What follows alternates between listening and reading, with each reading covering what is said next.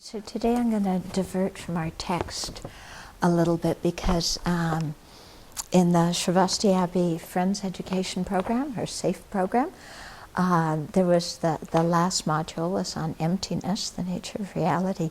And so one of the students wrote in a page and a half of questions and thoughts about it.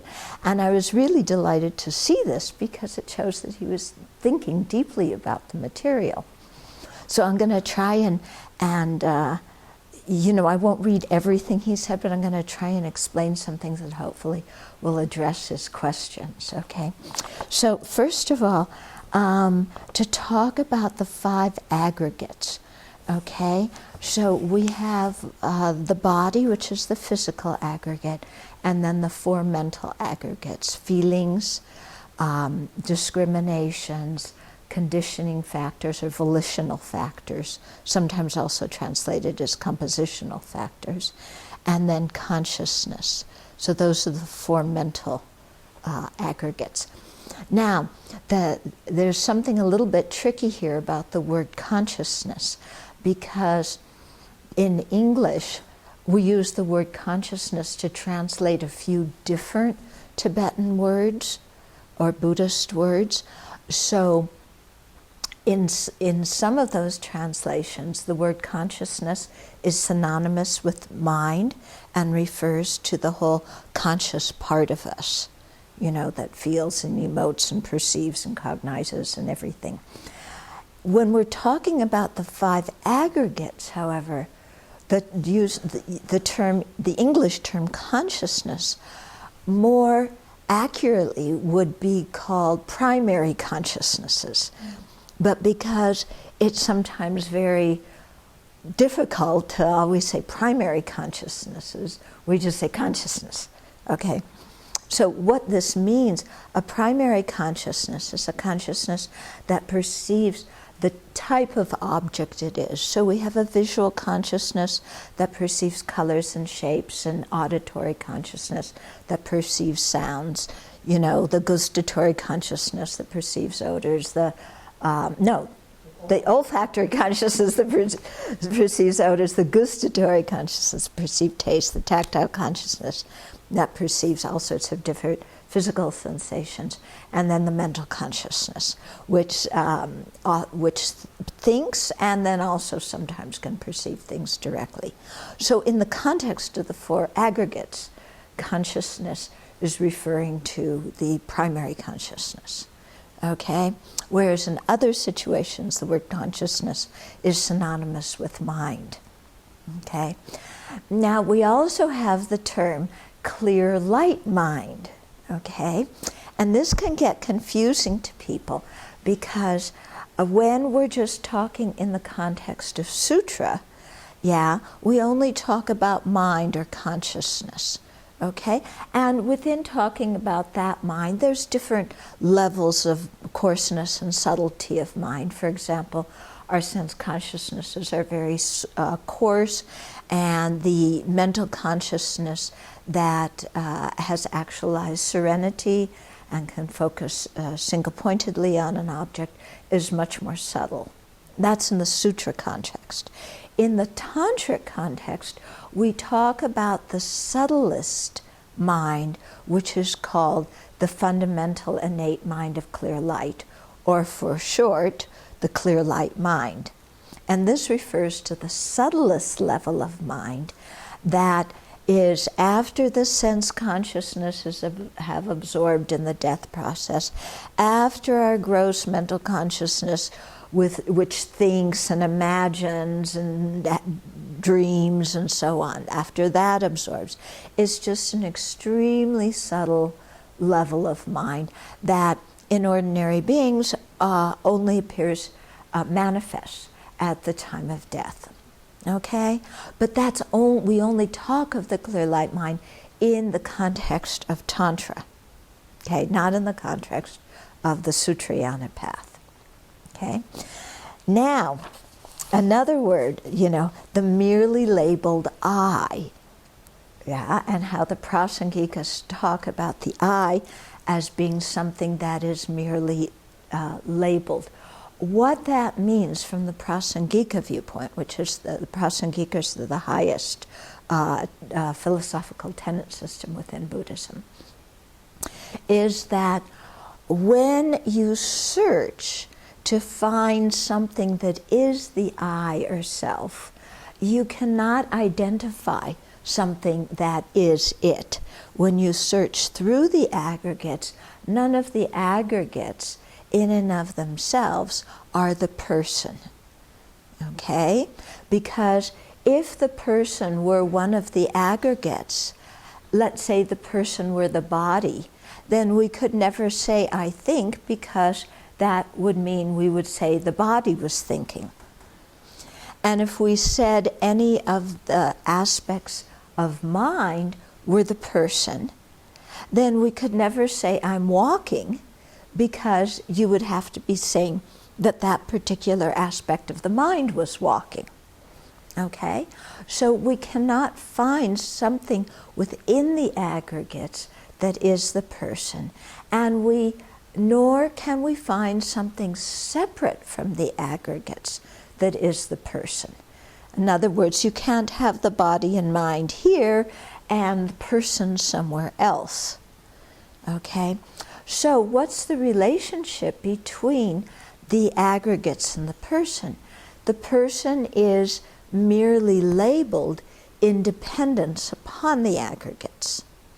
So that means that that is equivalent, or comes to the same point, as saying the person is empty of true existence, empty of inherent existence, because the person does not exist as any of the aggregates individually, or as the collection of the aggregates, or as something separate from the aggregates.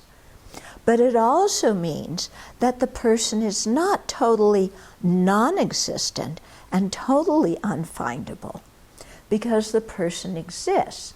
How does it exist? It exists as a dependent arising, meaning that it exists by mere imputation. Okay? It is imputed, it is designated independence upon the aggregates. So while the person is not the aggregate, it's not totally unrelated to the aggregates. It's dependent on the aggregates, and in particular, it exists by being merely imputed or merely designated independence upon the aggregates. Okay. Now, when we talk about what carries the karma from one life to the other, okay, which has been a perpetual subject of discussion in Buddhism since the very beginning, okay, then the different philosophical tenet systems come up with different theories of what carries the karma, okay? Some of them say the consciousness carries the karma. Some of them say that there's a special, instead of talking about the usual 6 consciousnesses that most of us talk about, they assert another consciousness called the storehouse consciousness, or the foundational consciousness, or the mind basis of all. There's many ways of translating it. And they say that that particular consciousness is what carries all the karma from one life to the other. Okay? So that's asserted by some of the Chittamatra followers. Yeah. In the Prasangika system, we only talk about 6 consciousnesses. Okay? When we talk in the sutra context, or we say that the mere I carries the karma. Yeah, but and we say that because although the karmic imprints are usually in relationship to the consciousness, yeah, in states of meditative equipoise, for example, the regular consciousness is not functioning, and so at that point we say it's the mere I that carries the karma. Okay? It's not, actually, that's incorrect. We can't say that the regular consciousness isn't functioning. It's rather, in states of meditative equipoise, perceiving reality, the consciousness is completely pure and unpolluted, so we can't say at that time that that consciousness is what carries the karma. And yet that's the consciousness that's manifest at that time. So instead we say it's the mere I that carries the karma. Yeah.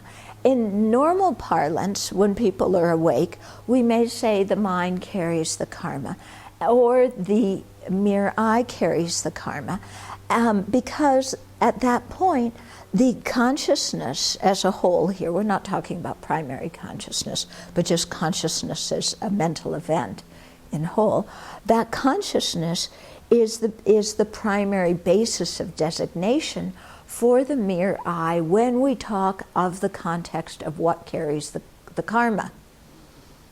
Okay? Yeah?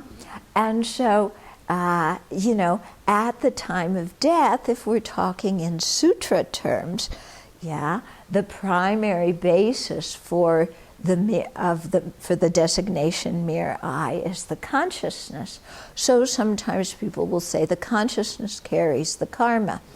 It's probably better to say the mere I carries the karma, just so we don't start thinking that the mere I is the consciousness, or the consciousness is the mere I. Okay? When we talk in terms of Tantra, we may say the clear light mind is what goes from one lifetime to the next.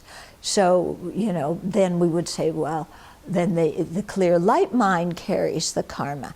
But again, that's just generally speaking, because it's probably more accurate at that point to say that it's just the mere I that carries the consciousness. Again, so we don't start thinking that this extremely subtle mind is the person. Okay? When we talk about the clear light mind, the question also came up, does that mean that it's the ultimate nature of the mind? No. Okay? The mind is a conventionally existent phenomena. Its ultimate nature is emptiness. Yeah. In Tantra, what we're trying to do is to get the clear light mind, to make it manifest and make it realize emptiness. But the clear light mind itself is not the nature of reality. Okay? It has emptiness as its ultimate nature. It is empty, but it is not emptiness. Okay? So, again, I'm really pleased that people in that module are thinking deeply about the teachings on emptiness, and that these kinds of questions come up. Because if you have questions, it shows that you're thinking deeply. Yeah? And so, yeah, very pleased with that.